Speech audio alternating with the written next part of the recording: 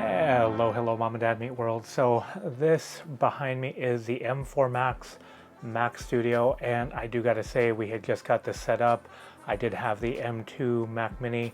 It is actually sitting up there behind me, but we've got this plugged in, the M4 Max Mac Studio. This is the Unbinned version, and it has been very good. It's been very speedy, set up, got to do a software update right off the bat. But I do got to say it has been very quick, and so the standards are very high for this thing right here. So this right here, this is the Mac Studio.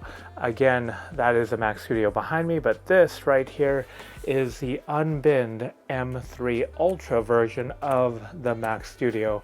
And as I said, the expectations are going to be very high, because what is behind me, I don't know if you've ever just used a computer and it has just put a smile on your face because it is just so quick, so easy to set up. But the Mac Studio behind me, the M4 Max Mac Studio, 48 gigs of RAM, 512 gigs of SSD, and it's been very fast.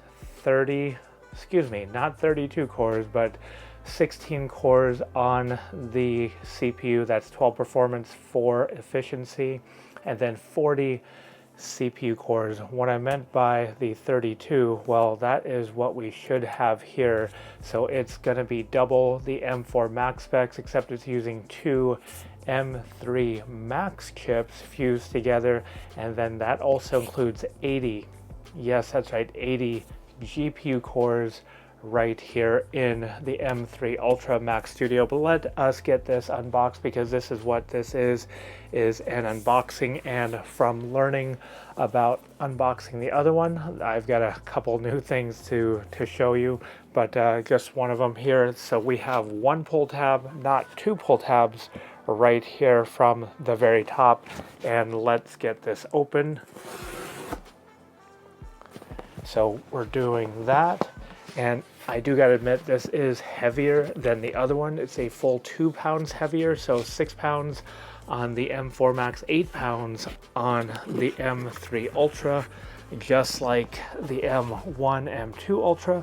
So as I flip this box open right here, what I'm missing right here that I missed on the other one, you can see here right up top, this is actually the paperwork for the Mac Studios. It's right up top, which I did not know. And then you can see here, you pull these open on the side, and then when you pull it open on the side, it reveals the actual computer itself. It lets you just grab the computer by the side and pick it up just like this, and here we are. Wow, I thought the M4 Max was heavy. This is quite heavy, quite dense, but before we get to that, you can see here what is below that. This is the braided Mickey Mouse style power cable, and we're going to put that back because we're actually going to reuse the one that comes with the M4 Max. But you can see here the Apple logo, and we are just going to try to take this paper off of here. Oh yeah, once you do that, set that aside, it reveals this right here. Absolutely beautiful. This piece of aluminum right here, and it must have a massive heat sink in it, because as I said, this is quite a heavy computer, 2 pounds heavier. And I think they're investing that in the heat sink. But you can see here, look at all these ports right here. So with the ports right here, you are going to have Thunderbolt 5. Every single USB-C port on here, that is going to be 6 of them. Every single one of those ports is Thunderbolt 5. So Thunderbolt 3, 4, 5, whatever is that USB-C style connector right here. Yeah, those are all Thunderbolt 5 ports, including 4 on the back, 2 on the front, along with the SD card reader. But yeah, you can see that right there. And yeah, the Mickey Mouse style plug, the power, and then the Thunderbolt USB-A, the legacy USB-A, and then also 10 gigabit Ethernet right back here. It's amazingly powerful, and yeah, HDMI 2, if I neglected to say that, which I know I did, along with the headphone jack back here. So this is what the M3 Ultra Mac Studio looks like. It is heavy, but it is indeed powerful. I have never actually unboxed an M Ultra anything. So M1 Ultra, M2 Ultra, now the M3 Ultra. People on other YouTube channels, when they have done the unboxing, have always said how heavier it is. I was like, well, the M1 Max, I had the M1 Max Mac Studio, and then the M4 Mac Studio. They felt good, like they felt really good and balanced, but this is really, really dense. But we are going to take this, hook that up. We just ran a few benchmarks on here. The benchmarks on there are quite impressive, but something I was actually expecting. Again, the M4 Max is quick, it's fast, was super easy to set up, but cannot wait to try this plugged into the dual Apple Thunderbolt displays back there.